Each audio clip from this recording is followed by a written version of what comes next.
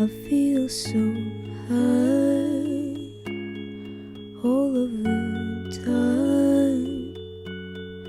Don't you know why? Ouais, salut la tribu, je vous fais une vidéo de mon téléphone avec avec pas un super son, avec pas les conditions optimales, mais c'est pas grave, c'est une vidéo quand même.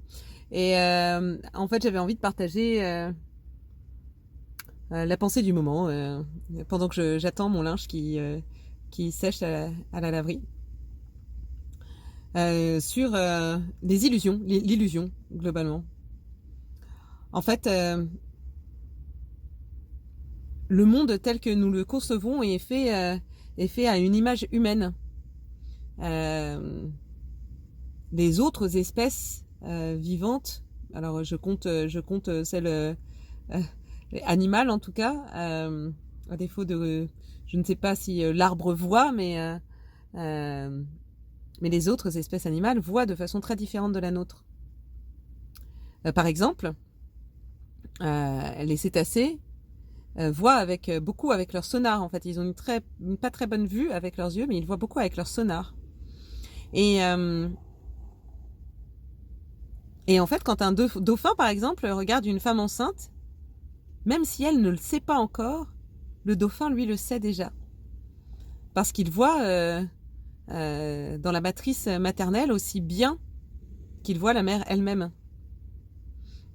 Et ce qui veut dire que dans notre façon d'envisager le monde en tant qu'humain, nous avons choisi de poser des codes pour que le monde soit tangible à nos yeux et qu'on puisse communiquer en fait entre humains.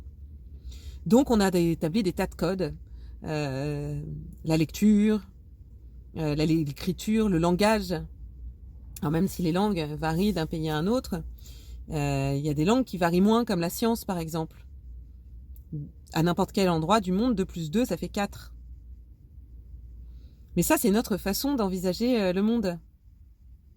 Moi, j'ai trouvé ça très intéressant d'apprendre, par exemple, que selon nos croyances scientifiques, physiques, au regard de son poids et de la taille de ses ailes, le bourdon ne peut pas voler.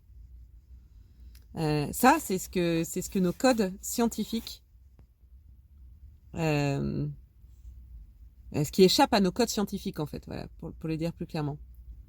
Et je trouve ça hyper intéressant, en fait, de prendre ce recul sur notre vision du monde et de se rendre compte, ou pas d'ailleurs, hein, chacun fait comme il veut, mais de se rendre compte que notre vision n'est pas la vérité, mais simplement une vérité humaine en ce qui concerne les sciences, par exemple, et encore plus une vérité. Ma vérité n'est pas la même que celle de mon mari, celle de mes enfants, ma réalité, en fait. Et que chacun, on se construit sa propre réalité. Et que pour moi, l'un des buts de cette vie sur cette terre, c'est de rentrer en contact, en communication avec d'autres réalités, puisque chacun la sienne, et de peut-être de s'entourer le plus possible de gens qui partagent une réalité proche de la mienne. Moi, quand je me nourris de personnes qui ont des valeurs proches de les miennes, on peut parler de valeurs, très clairement, évidemment, je me sens plus alignée, plus en phase avec moi-même. Et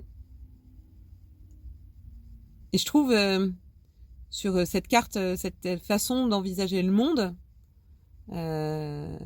et les codes que nous avons posés pour rendre ce monde tangible, humainement tangible,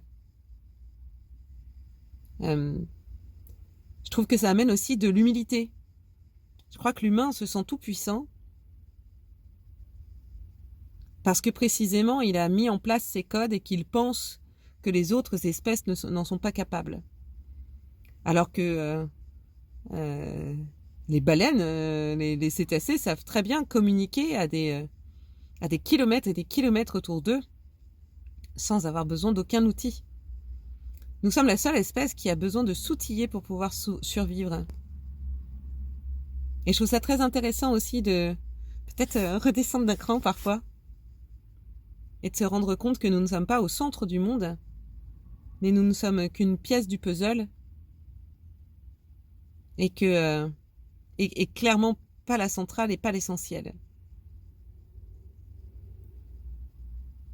Voilà, c'est ce que j'avais envie de partager avec vous aujourd'hui.